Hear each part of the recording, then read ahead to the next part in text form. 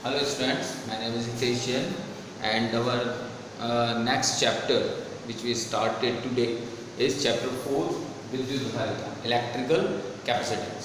विद्युत धारिता को पढ़ने से पहले हम कुछ जनरल चीज़ें हैं जो धारिता से रिलेटेड है उनको हम पढ़ते हैं। जैसे प्रकृति में जब हम पदार्थों की बात करते हैं तो पदार्थों को मुख्यतः हम दो भागों में डिवाइड करते हैं। पहला तो होता है कंडक्टर और दूसरा होता है इंसुलेटर।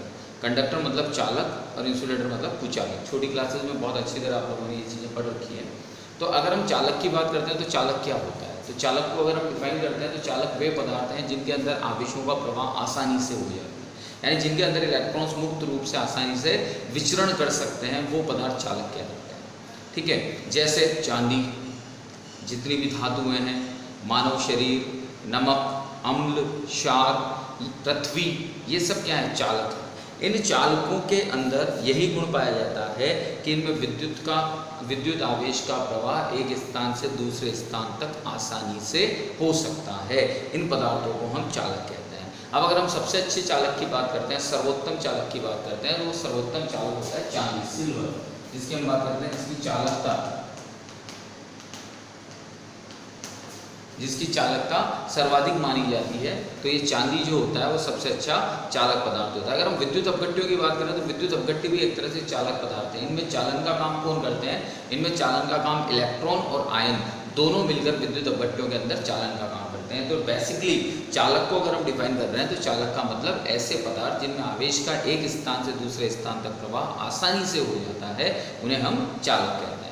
सेकंड पे आते हैं अगर हम तो विद्युत रोधी या कुचालक। अब विद्युत रोधी या कुचालक क्या होता है, अगर हम कुचालक को डिफाइन करते हैं तो कुचालक के अंदर आवेश का प्रवाह एक स्थान से दूसरे स्थान तक आसानी से नहीं होता, वो आपका पदार्थ क्या कहलाता है, कुचालक कहलाता है। यानी अगर यूँ कह सकते हैं कि आवेश प्रवाह नहीं होता या आवेश उदासीन अवस्था में रहता है, ये सब पदार्थ कौन से कहलाते हैं, कुचालक पदार्थ कहलाते हैं। जैसे सूखी लकड़ी हो गई, एबोनाइट हो गया, कांच हो गया, तो ये चीज़ें कौन सी पदार्थ, ये चीज़ें क्या कहलाती हैं, कुचालक कहलाती हैं। और इन कुचालक पदार्थों को परावैद्युत डाइलेक्ट्रिक्स भी कहते हैं।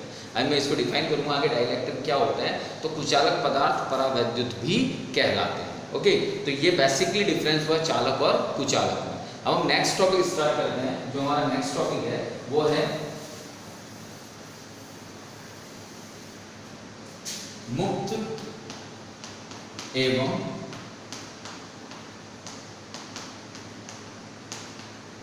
बद्ध आवेश, फ्री एंड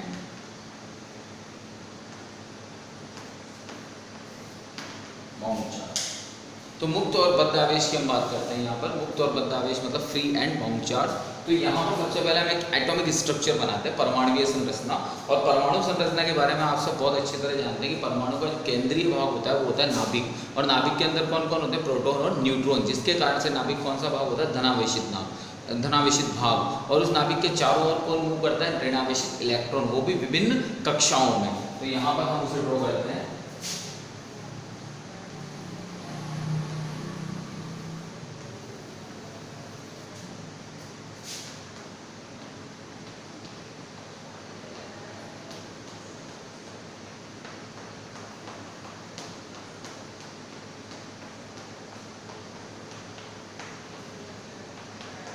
इस तरह से।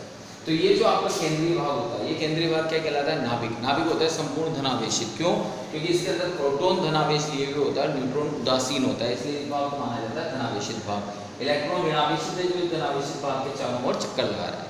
अब मुक्त और बद्ध आवेश क्या होते हैं, सिंपल सा कॉन्सेप्ट है इसका कि अगर मैं इस इलेक्ट्रॉन की इस नाभिक से दृढ़ता देखूंगा या इस नाभिक का इस इलेक्ट्रॉन पर प्रभाव देखूंगा, तो वो प्रभाव क्या होगा, दूरी अधिक होने की वजह से कम होगा। यानी यूँ कह सकता हूँ कि मैं इस नाभिक की इस इलेक्ट्रॉन पर पकड़ कम होगी, इस पर इसका आकर्षण दुर्बल होगा, और आकर्षण दुर्बल होगा तो इस पर थोड़ी सी ऊर्जा देते ही ये इलेक्ट्रॉन फ्री हो जाएगा, मुक्त हो जाएगा। तो ऐसे इलेक्ट्रॉन जो नाभिक से दूरी पर होते हैं या परमाणुवीय संरचना में बाह्यतम कोशों या बाह्यतम कक्षाओं में स्थित होते हैं, उन इलेक्ट्रॉनों को हम मुक्त इलेक्ट्रॉन कहते हैं। और बाह्यतम कक्षा को हम संयोजी कक्षा कहते हैं, संयोजकता स्तर कहते हैं, और इसके अंदर जो इलेक्ट्रॉन स्थित होते हैं उन्हें संयोजी इलेक्ट्रॉन कहते हैं। ओके, अब इसके विपरीत अगर हम आते हैं बद्ध इलेक्ट्रॉनों पर, तो तो बद्ध इलेक्ट्रॉन क्या है? अगर हम इस इलेक्ट्रॉन की बात करें जो नाभिक के अत्यधिक समीप है, तो नाभिक के अत्यधिक समीप होने के कारण से इस इलेक्ट्रॉन और इस नाभिक के बीच में जो आकर्षण बल होगा वो अत्यधिक प्रबल होगा। अत्यधिक प्रबल होने के कारण से ये इससे दृढ़तापूर्वक बंधा रहेगा और अत्यधिक ऊर्जा देने पर भी ये मुक्त नहीं होगा, या इसे मुक्त करने के लिए बहुत अधिक ऊर्जा हमें प्रोवाइड करनी पड़ेगी। तो ऐसे इलेक्ट्रॉन्स को हम कौन सा इलेक्ट्रॉन कहते हैं? ऐसे इलेक्ट्रॉन कहलाते हैं बाउंड चार्जेज, बद्ध इलेक्ट्रॉन। तो इसको हम सिंपली ऐसे डिफाइन कर सकते हैं कि वो इलेक्ट्रॉन जो आंतरिक कक्षाओं में, परमाणु की आंतरिक कक्षाओं में नाभिक के निकटस्थ स्थित होते हैं वो बद्ध इलेक्ट्रॉन कहलाते हैं। और ऐसे इलेक्ट्रॉन जो नाभिक के बाह्यतम कोशों में होते हैं, बाह्यतम कक्षाओं में होते हैं, दुर्बल आकर्षण बल द्वारा बंधित होते हैं, उन्हें हम मुक्त इलेक्ट्रॉन कहते हैं। ओके बेटा, थैंक यू।